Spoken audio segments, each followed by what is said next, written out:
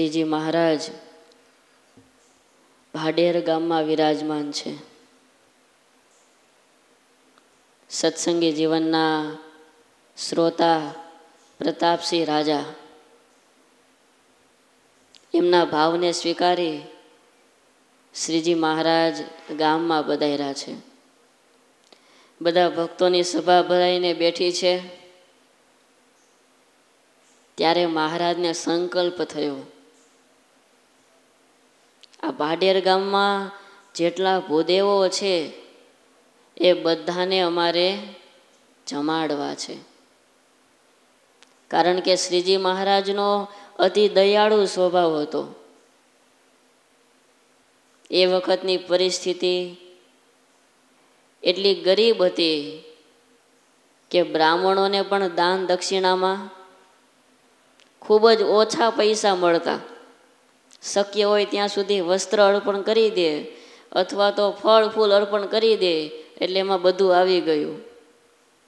આજની જેમ બ્રાહ્મણોને મોટી દક્ષિણા ન મળતી. પરિણામે જમવામાં પણ. ત્યારે શ્રીજી મહારાજને સંકલ્પ થયો કે અમારે બ્રાહ્મણોને જમાડવા છે. શ્રીજી મહારાજના જીવનમાં આ એક સિદ્ધાંત ખૂબ જ આપણે ગ્રાહ્ય કરવા જેવો છે. મહારાજે પોતાના જીવનમાં દરેક વ્યક્તિને મદદ કરી છે. એ ગરીબ હોય, બ્રાહ્મણો હોય કે કોઈ દીન પતિત જીવ ભગવાનના શરણમાં આવે તો ભગવાને એમને કાયમ માટે નિસ્વાર્થ ભાવે એમની સેવા કરી છે, બનતી મદદ કરી છે. આપણી ભારતીય સંસ્કૃતિના આધાર સ્તંભ એવા જે વેદો છે એ વેદોમાં બાહ્ય અને આંતરિક માનવ જીવન સુસજ્જ અને સ્વસ્થ રહે એ માટે ઘણા બધા મંત્રો એ લખવામાં આવ્યા છે.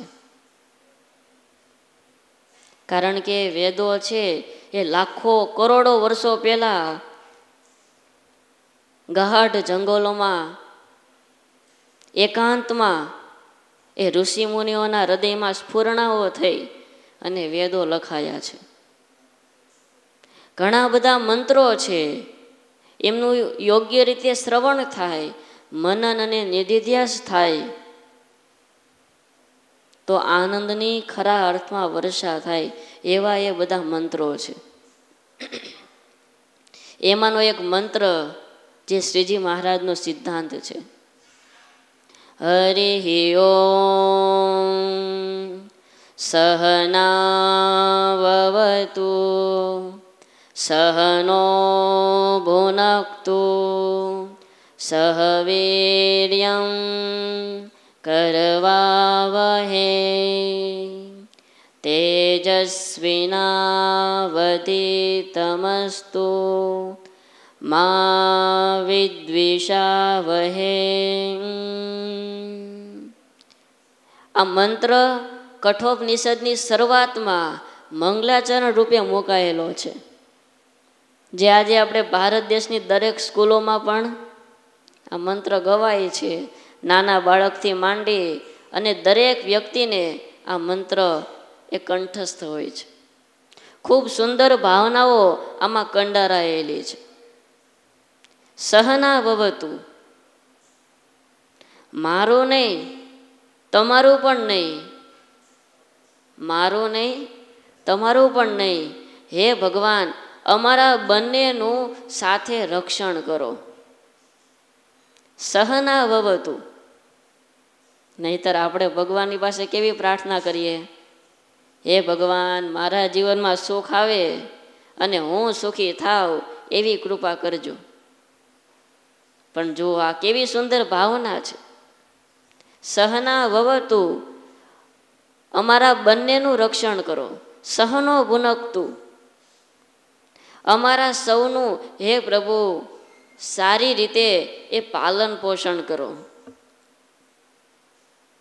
તેજસ્વિનાવધિતમસ્તુ, અમે જે કાંઈ વિદ્યા પ્રાપ્ત કરી છે, ગુરુજનો પાસેથી જે કંઈ જ્ઞાન પ્રાપ્ત કર્યું છે એ જ્ઞાનનો પ્રકાશ થાઓ. મા વિદ્વિષા વહે, અમે ક્યારેય અમારા જીવનમાં એ કોઈનો દ્વેષ ન કરીએ. પરસ્પર એકબીજા સાથે આત્મીયતાની લાગણી, એકબીજાને મદદ કરવાની, સહકાર આપવાની ભાવના આ મંત્ર બતાવે છે. પહેલાના સમયમાં માણસ પાસે સંપત્તિ નહોતી, છતાં પણ એ સુખી અને આનંદમય જીવન જીવતો હતો. કારણ કે એમની પાસે સંપત્તિ ન હતી, પણ સારી સંતતિ હતી. એમના દીકરાઓ, એમની આજુબાજુમાં રહેનારા વ્યક્તિઓ એ એટલું સરસ મજાનું જીવન જીવતા, સુખ દુઃખના સમયમાં એ સાથે રહેતા, એને કારણે એ સુખી જીવન જીવતો. આજે પરિસ્થિતિ શું થઈ છે? આમ તો કોઈએ ખૂબ સરસ લખ્યું છે કે આજે રોડ પહોળા થતા જાય છે. 2 લેન, એમાંથી 4 લેન, 6 લેન, 8 લેન, રોડ પહોળા થતા જાય છે, પણ માણસોના મન સાંકડા થતા જાય છે. બિલ્ડિંગો ઊંચા થતા જાય છે, પણ માણસોના મન છે, એમના વિચારો એ નીચા થતા જાય છે. કેવા સુંદર આ સરસ મજાના વિચારો આપ્યા છે. માણસની પાસે પૈસો વધતો જાય છે, પણ પરસ્પર એકબીજા વચ્ચેનો પ્રેમ એ ઘટતો જાય છે. ટેકનોલોજી દિન પ્રતિદિન મજબૂત થતી જાય છે, પણ સંબંધો તકલાદી થતા જાય છે. બાહ્ય વૈભવ એ વધતો જાય છે, બાહ્ય મુસાફરી એ સરળ બની છે, પણ આંતરિક મુસાફરી, આંતરિક યાત્રા દિવસે ને દિવસે કઠણ થતી જાય છે. ત્યારે માણસ છે એ સમાજમાં જીવે છે. એને જો સમાજમાં એ સુખેથી જીવન જીવવું હશે તો આ મંત્રમાં બતાવેલી જે ભાવના છે, સહકારની ભાવના છે, એકાબીજાને મદદ કરવાની ભાવના છે, એ સ્વીકારવી પડશે, સ્વીકારવી પડશે ને સ્વીકારવી જ પડશે. આજના સમયમાં જેવા સુખના આનંદના સાધનો છે એવા પહેલાં નહોતા. આજે તમારે કોઈ મેસેજ સેન્ડ કરવો હોય તો વોટ્સઅપમાં લખી અને તમે દબાવો, સેકન્ડના 6 ભાગમાં સામેવાળા વ્યક્તિને મેસેજ મળી જાય. પહેલાંના સમયમાં એવું હતું વિભુ ભગત? શું હતું? ટપાલ હતી. લખી છે કે નહીં તમે ટપાલો? અમારા ભાગ્યમાં તો નથી આવી. બહુ લખે છે ને, ટપાલો લખે. હવે નાનું એવું પોસ્ટ કાર્ડ આવે, એમાં ટપાલ લખે, જે કંઈ સંદેશો હોય એ લખે, એમના ઉપર ઓલી 50 પૈસાની નાની એવી ટીકડી લગાવે અને ટપાલ પેટીમાં નાખી આવે. એ અઠવાડિયે એકાદી વાર એ પોસ્ટમેન આવે ટપાલી અને એ બધી ટપાલો ભેગી કરે, થેલો ભરે, ગામ ગામથી બધી ટપાલો લેતો જાય અને પછી તાલુકો કે કોઈ મોટું ગામ હોય ત્યાં જાય અને ત્યાં બધા કર્મચારીઓ ભેગા થઈ અને ગામ વાઇઝ, જિલ્લા વાઇઝ કે તાલુકા વાઇઝ એ ટપાલોનું વિભાગીકરણ કરે અને પછી થેલામાં ભરે અને જ્યાં હોય ત્યાં એ ટપાલ પહોંચાડે. પણ બધી પહોંચે? 100માંથી માંડ 80 ટપાલ પહોંચે.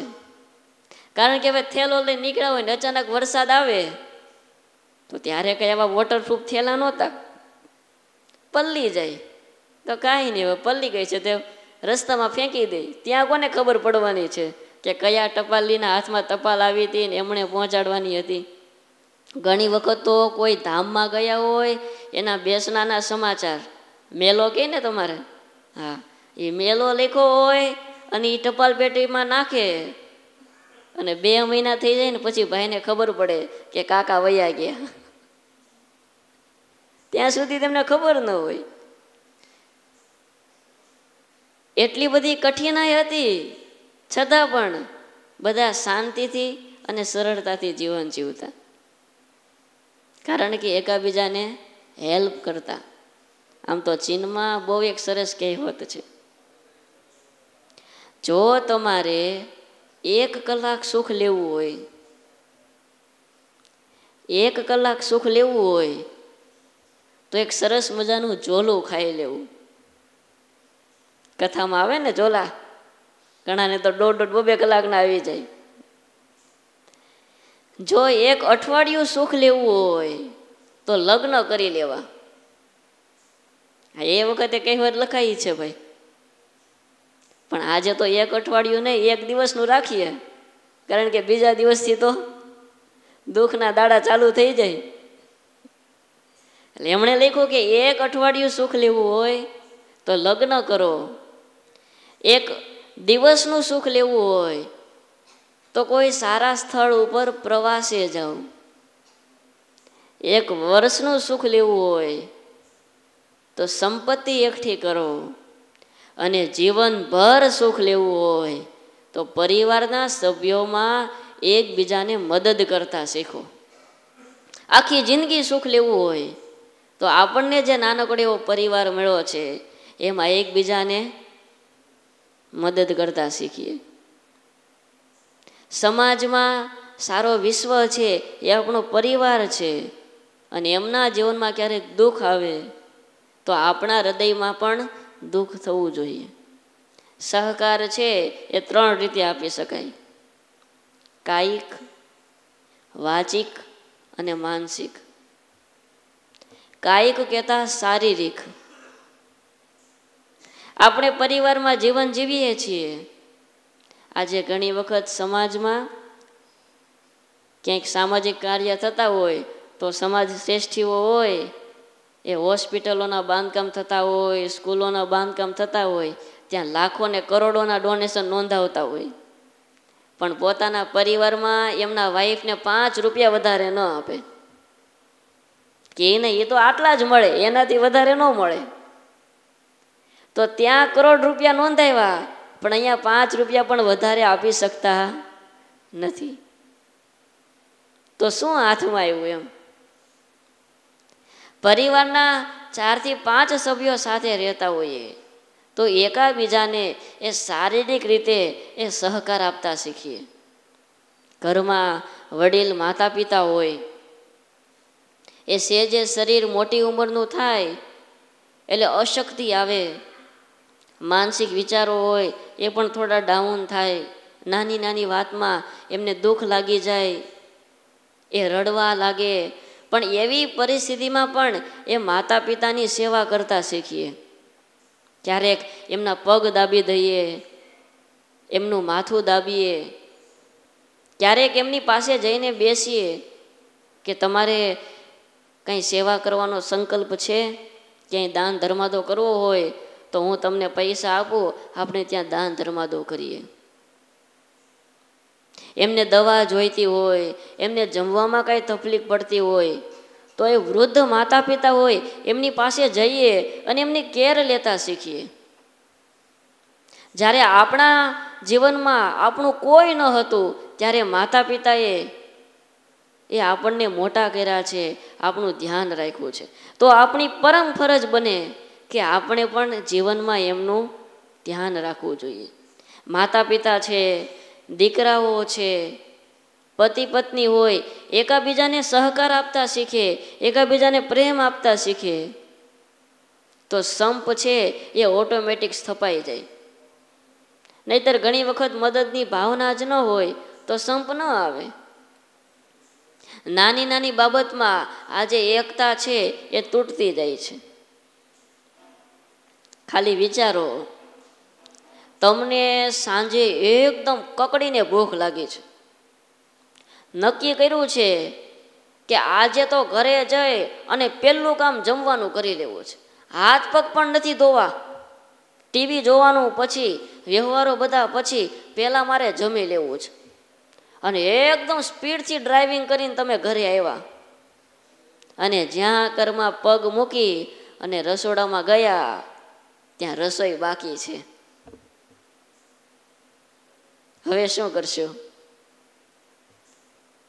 હજી તો લોટ છે એ ચાળે છે, બંધાવવાની વાતે અલગ લ્યો.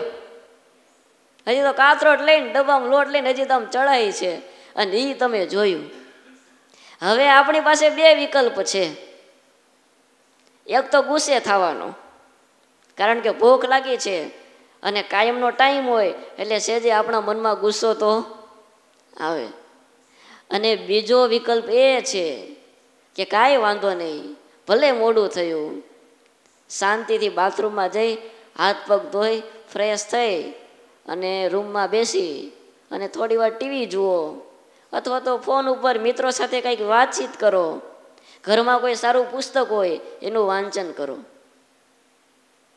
તમને શું લાગે છે, કયો વિકલ્પ પસંદ કરવો જોઈએ? એ કે બી? બી પસંદ કરાય ને, કારણ કે એમાં જો તમે કદાચ ગુસ્સે થઈ ગયા અને એમને ખોટું લાગી ગયું અને કાયમ માટે વયા ગયા તો પછી 2 કલાક પછી રોટલી મળવાની હોય એ 20 વર્ષ પછી રોટલી હાથમાં આવે નહીં. લોજમાં જવું પડે, હોટલમાં જવું પડે જમવા માટે. થોડીક શાંતિ રાખીએ, કાંઈ વાંધો નહીં. અને એ અને બી આ બે વિકલ્પ સિવાય પણ ત્રીજો વિકલ્પ છે. ત્યાં જઈ અને એમને મદદ કરીએ. તો કે સ્વામી એમાં અમે શું મદદ કરીએ? પણ ક્યારેક જઈએ, ક્યારેક એમને પૂછીએ તો ખ્યાલ આવે અને આપણે ધીરે ધીરે શીખીએ તો આવડી જાય આપણને. આજે ઘણા ગૃહસ્થ હરિભક્તો હોય કે એમને રોટલી, દાળ, ભાત, શાક બધું આવડે. હમણાં અમે પૂના હતા, ત્યાં નારાયણ ગીતાની કથા હતી. તો ત્યાં ગયા વર્ષે આપણા 2 જ વિદ્યાર્થી એ ત્યાં પૂનામાં ભણવા માટે આવ્યા છે. એને ખબર પડી સંતો આવ્યા છે એટલે ત્યાં મળવા માટે આવેલા. કીધું કે તમે અહીંયા જમવાનું શું કરો છો? તો કે સામે મેં 3 વિદ્યાર્થીઓ છીએ, બહાર હોટલમાં જઈએ તો પોસાય તેમ નથી, એટલા માટે અમે પોતે જ અમારી રીતે રોટલી, દાળ, ભાત, શાક બધું જેવું આવડે એવું શીખી ગયા અને અમે પોતે જ રસોઈ બનાવીએ છીએ. કીધું કે આવડી ગયું? તો કે હા સ્વામી, શાક, દાળ, ભાત એ બધું તો આવડી ગયું, હજી રોટલીમાં થોડુંક ભારતના નકશા, ચીનના નકશા થાય છે, પણ શેકાઈ જાય એટલે પેટ ભરાઈ જાય. જો રોટલી આવડી ગઈ કે નહીં? ખીચડી, શાક, દાળ બધું આવડી ગયું કે નહીં? જો એ વિદ્યાર્થી ઘરે હોય તો ક્યારેય રસોડામાં એમના મમ્મીને મોડું થયું હોય અથવા તો એમના મમ્મી બીમાર હોય તો આવી મદદ કરે? તરત ખંભા ઉલાડે કે નહીં મને આવડતું નથી, મને રોટલી ન આવડે, મને દાળ ભાત ન આવડે. પણ જો ત્યાં આવડી ગયા કે નહીં? તો ક્યારેક પરિવારના સભ્યો હોય, એ દીકરો હોય તો એ પિતાને સહકાર આપે, પિતા હોય તો એ માતાને સહકાર આપે, માતા પિતા હોય તો વૃદ્ધ દાદા દાદી હોય એમને સહકાર આપે. આવો નાનો મોટો સહકાર આપતા શીખીએ. અરે કદાચ સહકાર ન આપીએ તો કાંઈ નહીં, પણ એમને પ્રેમના, પ્રોત્સાહનના 2 શબ્દો કહીએ. કાંઈ વાંધો નહીં, મોડું થયું છે ને, ઉતાવળ ન કરતી, શાંતિથી રસોઈ બનાવ, હું અહીંયા બેઠો છું. તો એમના હૃદયમાંથી એ કેટલો રાજીપો વરસે, કારણ કે અંતરમાં બીક તો હોય કે આજે મોડું થયું છે અને એ હમણાં ઘરે આવીને ખીજાવાના છે. અને તમે ખીજાવ નહીં અને પ્રેમથી કહો કાંઈ વાંધો નહીં, તો એમના હૃદયમાં એ કેટલો આપણા પ્રત્યેનો પ્રેમ બંધાઈ જાય. સામેવાળો વ્યક્તિ એ આપણને મદદ કરે કે ન કરે, પણ આપણે કરવી છે. એક બહુ સરસ એક સત્ય બની ગયેલો પ્રસંગ છે. એક વૃદ્ધ દાદા કાયમ સવારે 10 વાગે નાનકડું એવું ટિફિન લઈ હોસ્પિટલમાં જાય. એમને થોડોક ઘા પડેલો એટલે એમનું ડ્રેસિંગ કરાવવાનું હોય. એમાં એકવાર 10 વાગે હોસ્પિટલ ગયા, ત્યાંના ડૉક્ટર્સ, નર્સ હશે એ થોડાક બીજા કામમાં વ્યસ્ત હશે એટલે દાદા પાસે આવે નહીં. દાદાએ 2-3 વાર કીધું કે તમે આવો, ઝડપથી મને ડ્રેસિંગ કરી આપો, મારે બહાર જવું છે. પણ એ નર્સ આવ્યા નહીં એટલે દાદા થોડા ગરમ થયા અને પછી કોઈક નર્સ હશે એ આવ્યા અને ડ્રેસિંગ કરતાં કરતાં દાદાને પૂછ્યું કે દાદા તમારે ક્યાં હવે કાંઈ કામ ધંધે જવું છે અને તમારે એવી શું ઉતાવળ છે કે તમારે આટલી ઝડપથી ડ્રેસિંગ કરાવીને ક્યાં જવું છે? અને ત્યારે ધીમે રહીને દાદા બોલ્યા કે બેટા, તારા દાદી છે એ બાજુના હોસ્પિટલમાં એડમિટ છે, ત્યાં એ પોતે બીમાર છે અને છેલ્લા 3 વર્ષથી એ પોતે કોમામાં છે. શું વાત કરો છો દાદા, આ ટિફિન એમના માટે? તો કે હા, એ તો કદાચ જમી ન શકે પણ એ ટિફિન મારા માટે છે. અરે દાદા, એ કોમામાં છે, એમને ક્યાં ખબર પડવાની છે 11 વાગ્યા કે 12 વાગ્યા? અને બીજું કે દાદા, એ 2 વર્ષથી એ દાદી કોમામાં છે અને છતાં પણ કાયમ તમે ત્યાં જાઓ, એની બાજુમાં બેસીને જમો, પણ એ ક્યાં તમને ઓળખે છે? એ ક્યાં તમને ઓળખે છે? તમારે એની વચ્ચે શું સંબંધ છે? અને ત્યારે દાદા બોલ્યા કે બેટા, કદાચ એ મને નથી ઓળખતી પણ હું તો એને ઓળખું છું ને. એની પરિસ્થિતિ એવી છે કે એ મને નહીં ઓળખી શકે પણ હું તો એને ઓળખું છું ને. કાયમનો મારો નિયમ છે કે મારો દીકરો જે મને ટિફિન તૈયાર કરી દે, એ ટિફિન હું ક્યારેય એકલો જમ્યો નથી, એમની પાસે જાઉં છું અને એમની બાજુમાં બેસીને હું જમું છું. જો આ કેવા પવિત્ર અને દ્રઢ કેવા સંબંધો છે. હમણાં અમે નાના સમઢિયાળા ગયેલા, ત્યાં હરિભક્તોની ઘેરે પધરામણી કરેલી. એમાં એક કાંતિભાઈ ગજેરા છે, શ્રીજી મહારાજના બહુ સારા ભક્તરાજ છે. એમના ઘરે ગયા, તેમના નાના ભાઈ એ થોડાક મંદ બુદ્ધિના છે. કાયમ માટે મંદિરે જાય, સંતોનો સત્સંગ કરે, પણ કેવી રીતે જમવું, કેવી રીતે કપડાં પહેરવા, એ કશી જ ખબર ન પડે. અમે ગયા ત્યાં પગે લાગ્યા અને થોડી વાર બેઠા એટલે સાથે ત્યાં બાલુ બાપા આવેલા અને એમના દીકરા અરવિંદભાઈ હતા. એમણે વાત કરી કે સ્વામી, આજે ભાઈ દેખાય ને સેજ મંદ બુદ્ધિનો છે, એ નાનો છે, અને જેમના ઘરે પધરામણી કરી આ કાંતિભાઈ એ મોટી ઉંમરના છે. આ દીકરો છે એ જ્યારે નાનો હતો ત્યારથી આવી રીતે મંદ બુદ્ધિનો છે, છતાં પણ એમના માતા પિતાએ જ્યાં સુધી એ અહીંયા હાજર હતા ત્યાં સુધી પ્રેમથી એમની સેવા કરી છે. જેમ ભગવાનની સેવા કરે એમાં દીકરાને જમાડે, એમને રમાડે, એમને કપડાં પહેરાવે, એમની ઝીણી ઝીણી બાબતની કેર લે. અને એમના પિતા જ્યારે ધામમાં ગયા ત્યારે એમના મોટા ભાઈ કાંતિભાઈ એમને કહેતા ગયેલા કે બેટા, કદાચ મંદિરે નહીં જવાય ને તો ચાલશે, પણ આ ભાઈને ક્યારેય દુઃખી કરતો નહીં. ભલે કદાચ એ શરીરથી કે પોતાની બુદ્ધિથી અશક્ત હશે, એમના વિચારો નથી, પણ એમની સેવા કરીશ ને તો ભગવાન રાજી થશે. અને સ્વામી, અમે તો સાક્ષી છીએ કે જ્યારથી એમના પિતા ધામમાં ગયા આજ દિવસ સુધી ક્યારેય પણ એમના ભાઈને જમાડ્યા વિના આ મોટા ભાઈ જમ્યા નથી. એમના ભાઈ નહીં, એમના ભાઈ, એમના ભાભી, એમના દીકરાઓ, એ આખો પરિવાર ભેગો થાય, પેલા બધા જ ભેગા થઈ અને આજે નાનો ભાઈ છે મંદ બુદ્ધિનો, એમને જમાડે, એ જમી લે, એ સૂવે, પછી જ આ પરિવારના બધા જ સભ્યો છે એ જમવા માટે બેસે. નાની નાની દરેક બાબતોની કેર લે છે.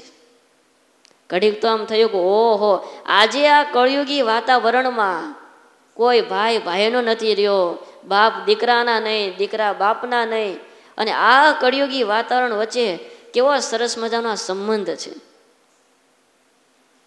નહીતર આજે ભાઈ બધી રીતે રેડી હોય છતાંય સાચવવા તૈયાર નથી. અને મંદ બુદ્ધિનો એને કાંઈ ખબર નથી પડતી, છતાં પણ એમની દરેક રીતે એ નાની નાની બાબતોમાં કાળજી લે છે. એમને જમાડે પછી જ જમે. જીવન અંજલિ થાજો મારો, જીવન અંજલિ થાજો, ભૂખ્યા કાજે ભોજન બનજો, તરસ્યાનું જળ થાજો, દિન દુખિયાના આંસુ લોતા, દિન દુખિયાના આંસુ લોતા, અંતર કદી ના ધરાજો મારું, જીવન અંજલિ થાજો મારું, જીવન અંજલિ થાજો.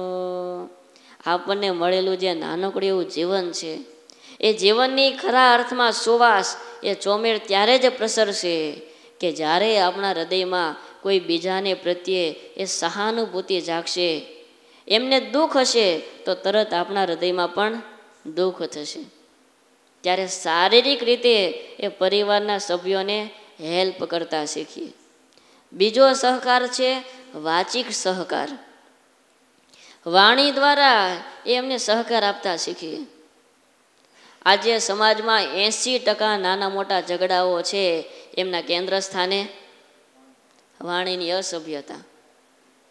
થોડી બોલવામાં ઉતાવળ કરી નાખે, અથવા તો સમજી ન શકે, એકાદું વાક્ય એવું નીકળી જાય અને એ વાક્ય એમના હૃદયમાં કાયમ માટે ખૂંતી જાય અને જ્યાં સુધી જીવીએ ત્યાં સુધી એ ગેપ પડી જાય.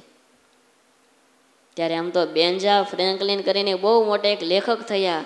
એમણે સરસ વાક્ય લખ્યું છે કે આપણે મોટા ઝડપથી થઈએ છીએ, આપણે મોટા ઝડપથી થઈએ છીએ, પણ સમજદાર ખૂબ મોડા થઈએ છીએ. સમજદાર ખૂબ મોડા થઈએ છીએ. ત્યારે એકબીજાને એ વાણી દ્વારા સુખ આપતા શીખીએ, પ્રોત્સાહન આપતા શીખીએ. ઘરે જઈએ અને ક્યારેક સારી રસોઈ બની હોય તો રસોઈના વખાણ કરીએ, ઘરની સ્વચ્છતા હોય તો એના વખાણ કરતા શીખીએ. ક્યારેક દીકરો હોય એ સારું રિઝલ્ટ લાવ્યો હોય, અથવા તો ક્યાંક મંદિરે ગયો હોય, કથામાં 2 કલાક બેઠો હોય તો એના વખાણ કરતા શીખીએ. પ્રોત્સાહન વસ્તુ એવી છે કે માણસને છે ને એ તમારો કરી દે છે. પૂજ્ય સ્વામીના જીવનનો આ સિદ્ધાંત, કોઈ પણ સંતો કે નાના મોટા ભક્તો આવે તો સ્વામી સતત એમના અવગુણ સામું જોયા વિના એમને પ્રોત્સાહન આપે. ઘણી વખત સ્વામી કથામાં આવીને બેઠા હોય તો ક્યારેક કથા છે એ જેવી જોઈએ એવી ન થઈ હોય, અથવા તો આમ જ્યાં સુધી સ્વામીની ઈચ્છા હોય ત્યાં સુધી ન થઈ હોય, છતાં પણ ક્યારેય સ્વામી એમ ન કહે કે તમે આજે કથા વ્યવસ્થિત ન કરી, ક્યારેય પણ નહીં. સ્વામી પહેલાં એમ જ કહે કે ખૂબ સરસ કથા કરી, આવી રીતે કરતા રહ્યો, ધીરે ધીરે મહારાજ કૃપા કરશે અને આપણને આવડી જશે. પહેલાં પ્રેમના શબ્દો જ કહે, પછી ધીમે કરીને કહે કે છતાં પણ આજે કથામાં થોડી સ્પીડ વધારે હતી, થોડીક સ્પીડ ઘટાડજો અને થોડું સાહિત્ય ઉમેરજો. એકદમ પ્રેમથી અને કહીને મારો પણ માખણ જેવું વચન મારો કે એ વ્યક્તિને એ ક્યારેય વાગે નહીં. અરે નહીં કેવળ સંતો હરિભક્તો નહીં, અરે સ્વામી જ્યારે ગાડીમાં બેઠા હોય તો ડ્રાઈવર હોય કે સેવક સંતો હોય, એનાથી કાંઈ નાની મોટી ભૂલ થાય છતાં પણ ક્યારેય પણ સ્વામીને ખીજાય નહીં. નહીંતર આટલી પ્રવૃત્તિ વિચે, આટલી પ્રવૃત્તિમાં એ પોતાના મનને સ્થિર રાખવું અને ક્રોધ ન કરવો, વાણી ઉપર કંટ્રોલ રાખવો, આ કેવી મોટી વાત છે. પણ મોટા સ્વામીએ આ જીવનમાં સિદ્ધાંતને હસ્તગત કર્યો છે.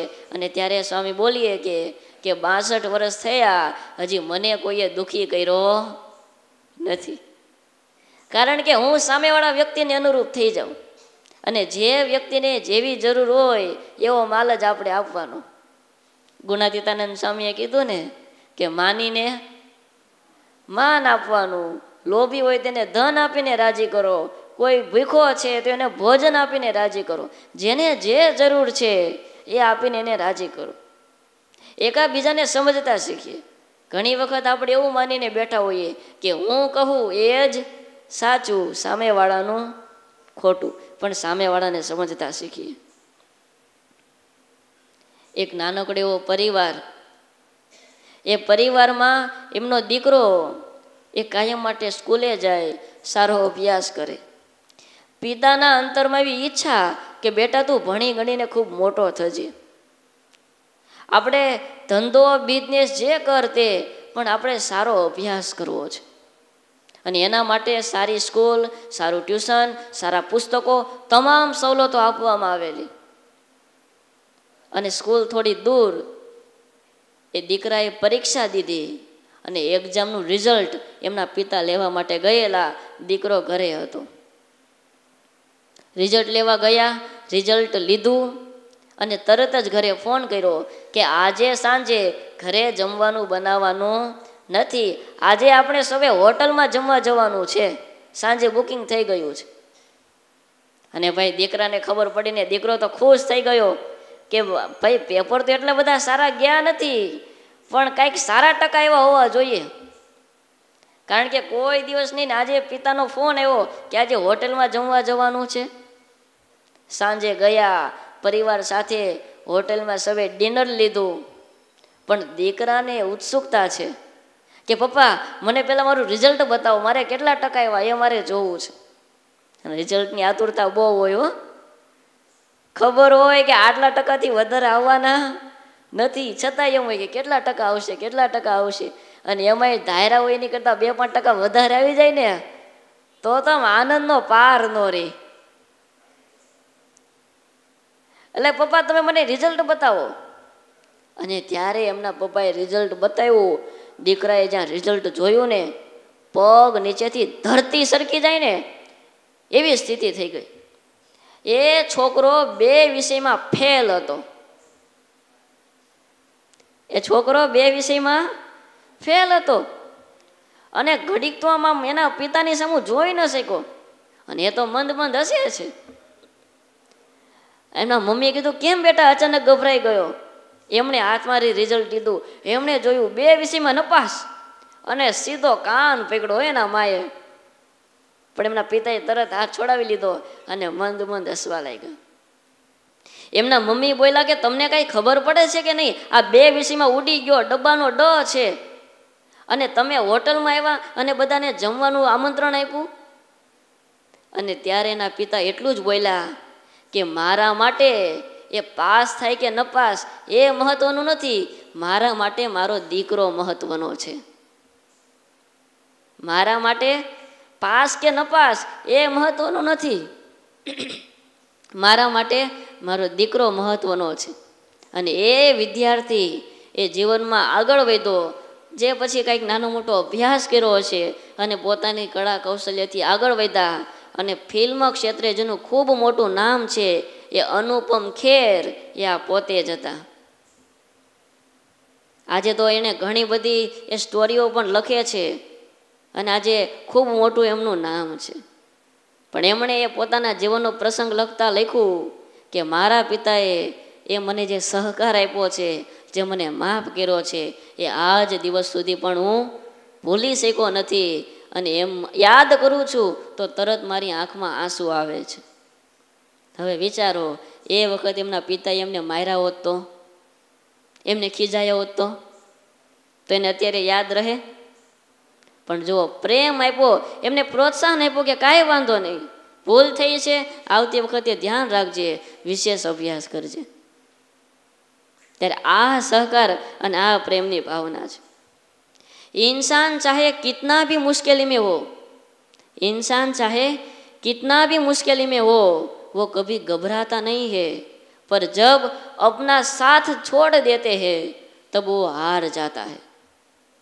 ગમે એવી આપણી ઉપર મુશ્કેલી હોય, પણ જ્યાં સુધી આપણા ઘરના સભ્યો આપણી સાથે હોય ને, અરે કોઈ આપણો મિત્ર આવીને એટલું કહે કે દોસ્ત ચિંતા ન કરતો, હું તારી સાથે છું, તો 50% દુઃખ હળવું થઈ જાય. પણ જ્યારે આપણા જ ઘરના સભ્યો એ આપણો સાથ છોડી દે ત્યારે નક્કી આપણું પતન સમજવું. ત્યારે સ્વામી નવસારી આવતા ને ત્યારે બહુ સરસ એક દ્રષ્ટાંત આપતા કે જ્યારે મોગલો એ ભારત દેશ ઉપર ચડાઈ કરવા માટે આવેલા, ત્યારે એમના હૃદયમાં પણ બીક હતી કે કેમ થશે, આપણે ભારત દેશના સૈનિકોને જીતી શકીશું કે નહીં, આપણે રાજ્ય મેળવી શકીશું કે નહીં. અને વચ્ચે એક નદી અને બંને સેનાઓના સામ સામે પડાવ હતા. બંને પાસે સૈન્ય બળ સરખું હતું. અને એ મોગલોનો બાદશાહ એ સાંજનો સમય અને આમ નદી કિનારે લટાર મારવા નીકળ્યો. અને એમણે સામે કિનારે કેટલી બધી સંખ્યામાં અલગ અલગ ચૂલાઓ જોયા. એટલે ચૂલાઓ જોયા અને તરત જ એમણે સેનાપતિને બોલાવ્યા કે ભારતના લોકો પાસે આટલું બધું સૈન્ય છે, કેટલા બધા ચૂલાઓ છે. અને ત્યારે એના સેનાપતિ બોલ્યા કે બાદશાહ, ચિંતા કરવાની જરૂર નથી. એ 20, 25, 60, 70 જણા વચ્ચે એક ચૂલો નથી, પણ દરેક સૈનિકોના પોતપોતાના ચૂલાઓ છે.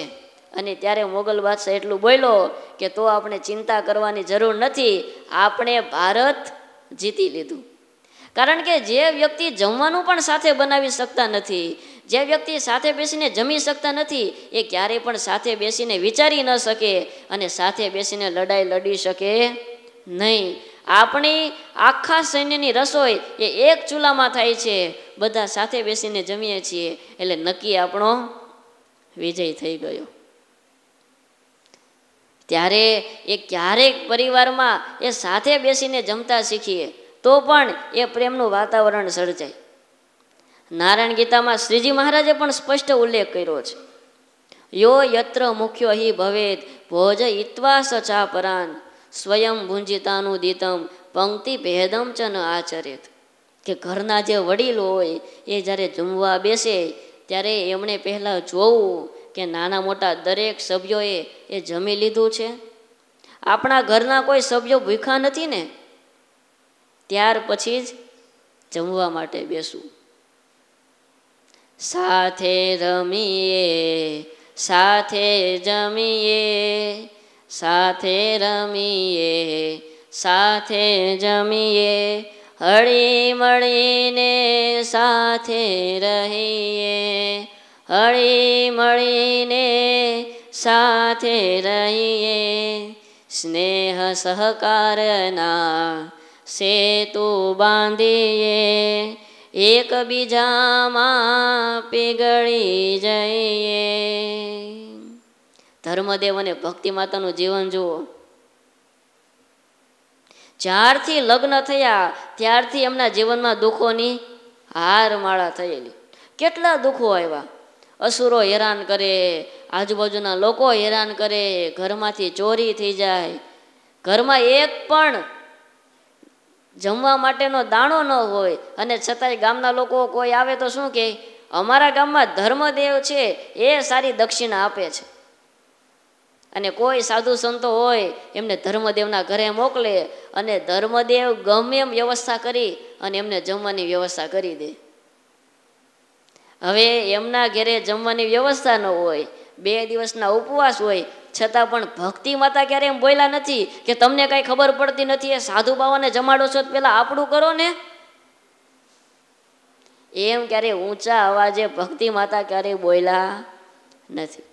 ધર્મદેવ અને ભક્તિ માતા એમનું આખું જીવન જોઈએ. ઘનશ્યામ મહારાજનો, રામ પ્રતાપભાઈનો જન્મ થયો એ પેલા જીવન જોઈએ તો કદાચ આજે દુનિયામાં કોઈ પતિ પત્ની એવા નહીં હોય કે એમના જીવનમાં એટલું દુઃખ આવ્યું હશે. કેટલા પ્રકારના દુઃખ, જ્યાં જાય ત્યાં અસુરો હેરાન કરે, જમવાનું મળે નહીં, શાંતિથી કોઈ રહેવા ન દે, કોઈ ભાવથી બોલાવે નહીં, એટલી ગરીબ પરિસ્થિતિ, અને છતાં પણ કેવું પવિત્ર જીવન જીવા. રામ ભગવાન અને મા સીતા એમનું જીવન જુઓ. જ્યારે રામને વનવાસ આવ્યો તો તરત જ સીતાજીને લક્ષ્મણજી સાથે ઊભા રહ્યા હો. રામ કહે પણ તમારે ક્યાં વનવાસ છે? તો કે ભલે મારે વનવાસ નથી, પણ મેં તમારી સાથે લગ્ન કર્યા છે, તો તમારા સુખમાં હું ભાગીદાર થાઉં છું, તો તમારા દુઃખમાં પણ મારે ભાગીદાર થવું જોઈએ. આજે એવા સીતાજી મળે? સુખમાં સાથે હોય, દુઃખમાં સાથે રહેતા નથી. અને છેલ્લો સહકાર છે માનસિક સહકાર. વાચિક સહકાર છે એ પણ મોટો છે. ક્યારેય કોઈના પ્રત્યે કટુ વચન ન બોલવું એ મોટામાં મોટો સહકાર છે. લ્યો, ક્યારેય કોઈને વચન દ્વારા દુખવા નહીં એ મોટામાં મોટો સહકાર છે. અને એના પછી આ ત્રીજો છે માનસિક સહકાર. એ મોટામાં મોટો સહકાર છે. કારણ કે આજે દરેક વ્યક્તિ માનસિક રીતે દુઃખી છે. દેખીતી રીતે એમ લાગે કે ભાઈ તો બહુ સુખી છે, ઘણા બધા પૈસા છે, પણ અંદરથી એ પોતે ભાંગી ગયેલો. કારણ કે શું કરે, નાના મોટા કાયદાઓ, જીએસટી આવે, નોટબંધી, નાના મોટા એટલા બધા કાયદાઓ આવે, ધંધા બધા ઠપ થઈ જાય. પૈસાની જાવક ચાલુ હોય અને આવક બંધ હોય, અને જે ઘરના મોભી હોય ને એને બધી ચિંતા હોય. પણ ત્યારે એ પરિવારના સભ્યો હોય એ પોતાની નાની મોટી માંગણીઓ હોય એને મુલતવી રાખે કે કાંઈ વાંધો નહીં, આ વખતે દિવાળીએ આપણે નવા કપડાની ખરીદી નહીં કરીએ, કારણ કે વ્યવહારે છે જ અનુકૂળતા નથી, કાંઈ વાંધો નહીં. દીકરાઓ હોય તો એમને સમજાવી રાખે કે જો પિતા ઘરે આવે ત્યારે બીજી કોઈ માંગણી કરવાની નથી, કારણ કે હમણાં ઘરે પૈસાની ખેંચ છે. તો એ પણ મોટામાં મોટો સહકાર છે. નહીતર ઘણી વખત આપણને દેખાય નહીં, પણ આવી નાની નાની બાબતોને કારણે માનસિક ટેન્શન છે એ વધતું જાય છે. અને જ્યારે અતિશય માનસિક ટેન્શન વધી જાય ત્યારે માણસ પરિસ્થિતિને વશ થઈ જાય અને કયું પગલું ભરી લે એનું કોઈ નક્કી હોતું નથી. સાથે રહીએ, એકાબીજાને જે પરિસ્થિતિ છે એ પરિસ્થિતિમાં જીવન જીવતા શીખીએ. પગલે પગલે પાવક જાગે ત્યાં ઝરસું નેનની જારી. પાવક કહેતા અગ્નિ. પગલે પગલે પાવક જાગે ત્યાં ઝરસું નેનની જારી. કટક પંથે સ્મિત કરીને, કટક પંથે સ્મિત કરીને મોરસું ફૂલની ક્યારી. એકબીજાને જીતશું રે ભાઈ, એકબીજાને જીતશું રે ભાઈ, જાતને જાશું હારી. ક્યાંય ન માય એટલો આજ ઉરમાં થાય આનંદ, ક્યાંય ન માય એટલો થાય આજ ઉરમાં આનંદ. ત્યારે એકાબીજાને જો મદદ કરીશું, એકાબીજાને હેલ્પ કરીશું તો એ ગરીબોનો રાજીપો મળશે. ગુરુદેવ શાસ્ત્રીજી મહારાજ છે, એમના જીવનમાં દ્રષ્ટિપાત કરીએ, સ્વામીએ કેટલી મદદ કરી છે. સાવરકુંડલામાં પૂર આવ્યું હોય, ક્યારેક દુષ્કાળ પડે, ભૂકંપ આવે, ત્યારે ખુદ શાસ્ત્રીજી મહારાજ હરિભક્તોને આગ્રહ કરે અને હરિભક્તો પાસેથી અનાજ કે વસ્ત્રોની સેવા કરાવી અને સ્વયં શાસ્ત્રીજી મહારાજ એ ગામમાં જઈ અને ગરીબોને સ્વામીએ અનાજ અને વસ્ત્ર આપેલા છે. લ્યો, હવે રાજકોટ ગુરુકુલના મહંત હોય, એમણે કંઈ આપવા જવાનું હોય, પણ સ્વયં સ્વામી આપવા માટે જતા. ગરીબોને ખબર પડે કે રાજકોટ ગુરુકુલથી શાસ્ત્રી અનાજની આપણને સહાય કરવા માટે આવ્યા છે, પણ એ ગરીબો આવે ને સ્વામીની પાસેથી અનાજ લેતા લેતા આંખમાંથી આંસુડા પડ્યો કે સ્વામી, તમે તો આ સમાજના ગુરુ સ્થાને કહેવાઓ, એ અમારે તમને કંઈક અર્પણ કરવાનું હોય, અમારે કંઈક તમને આપવાનું હોય, પણ આ પરિસ્થિતિ અને સમય કેવો આવ્યો કે સ્વામી અમારે તમારી પાસેથી લેવું પડે છે, અમને સંકોચ થાય છે. ઘણા ભક્તો આવે નહીં, દૂર ઊભા રહી, અને ત્યારે સ્વામી એને પાસે બોલાવીને કહેતા કે ભાઈ, એ આ કાંઈ શાસ્ત્રી તમને આપવા નથી આવ્યો, એ આ તો ભગવાને મારા અંતરમાં બેસીને સંકલ્પ કરાવ્યો અને આ તો પ્રભુ પ્રસાદી છે, માટે લઈ લ્યો, આમાં કોઈ સંકોચ કરવાનો નથી. અને સ્વયં સ્વામી એમને અનાજ વસ્ત્રો એની એ ભેટ આપતા. અરે સ્વામી જ્યારે ગુરુકુળ શરૂઆત કરેલી, ખાલી દરરોજનો 1 રૂપિયો રાખેલો, 365 રૂપિયા ફી. હવે આજે તમે છોકરાને રૂપિયો આપો તો ઘા કરી દે, જા નથી વાપરવો. 1 રૂપિયામાં કઈ વાપરવા જવાનું હોય? 5-10 રૂપિયા આપો. હવે છોકરો વાપરવા પણ ન જાય, એ 1 રૂપિયામાં શાસ્ત્રીજી મહારાજે વિદ્યાર્થીઓને ભણાવ્યા. ઘણા વિદ્યાર્થીઓને ઘણા પરિવાર એવા હતા કે 365 રૂપિયા ભરવાની પણ તાકાત નહોતી, તો સ્વામીએ સ્કીમ મૂકી કે આટલી સંખ્યામાં મંત્ર લેખન કરો તો 50% ફી માફ. 20,000, 25,000, 50,000 મંત્ર લેખન કરે અને સ્વામી 150 રૂપિયામાં એ વિદ્યાર્થીને ભણાવતા. જો એક સમાજને પોતાનો પરિવાર માન્યો તો કેટલો સહકાર આપે છે, કેટલી મદદ કરે છે. અને કોઈ પણ મોટા માણસ હોય, એમણે સાચા અર્થમાં આજુબાજુના લોકોનો રાજીપો મેળવવો હોય ને, તેમણે નાની નાની બાબતમાં સહકાર આપતા શીખવો પડે. અત્યારે વિશ્વની એક બહુ મોટામાં મોટી કંપનીમાં જેમની ગણના થાય છે, એવી એક કંપની છે, બેલફોર હોલ્ડિંગ્સ એમનું નામ છે. એમના જે CEO છે શેલ્ડન યેલન એમનું નામ છે. અને પોતાની કંપનીનો એમને નિયમ કે દર વર્ષે એ પોતે 7,400 જન્મદિવસના કાર્ડ લખે છે. એ કંપનીનું દર વર્ષે 9700 કરોડ રૂપિયાનું ટર્નઓવર છે. 9,700 કરોડનું ટર્નઓવર. એમના CEO શેલ્ડન યેલર, અને એમના જીવનનો સિદ્ધાંત છે કે એમની કંપનીમાં જે કોઈ વ્યક્તિ કામ કરે છે, એ પછી સંડાસ બાથરૂમ સાફ કરવા વાળો હોય, વાળ વાચોડવા વાળો હોય, જે કોઈ વ્યક્તિ એમના કંપનીમાં છે, એ દરેકનો જન્મદિવસ આવે ત્યારે પોતે એમના હાથે જન્મદિવસની શુભેચ્છા પાઠવે, પોતે કાર્ડ લખે અને મને જન્મદિવસની શુભેચ્છા પાઠવે છે. બોલો, આ એ કેવું હૃદય હશે! નહીતર આવડું મોટું વ્યક્તિત્વ હોય, પણ આપણા જીવનમાં પણ આ સિદ્ધાંત રાખીએ. શ્રીજી મહારાજે પણ દેખી દુખ્યો રે, દેખી ન ખમાય, દયા અણી રે, અતિ આકડા થાય. મહારાજને ખબર પડે કોઈ દુઃખી છે તો મહારાજ અતિ આકડા થતા અને એને મહારાજ મદદ કરતા. ત્યારે શ્રીજી મહારાજના ચરણોમાં પ્રાર્થના કરીએ કે હે મહારાજ, અમારા જીવનમાં તો સુખ આપ્યું છે, અમને તો સુખી કર્યા છે, પણ અમારા જીવનમાં એવી ઉમદા ભાવનાઓ આવે કે આપણા પરિવારમાં આપણે સૌને સુખી કરીએ, એક હૃદયના ભાવથી અમને સહકાર આપતા શીખીએ અને નાની મોટી મદદ કરતા શીખીએ. એવી શ્રી હરિના ચરણોમાં પ્રાર્થના. સહજાનંદ સ્વામી મહારાજની જય.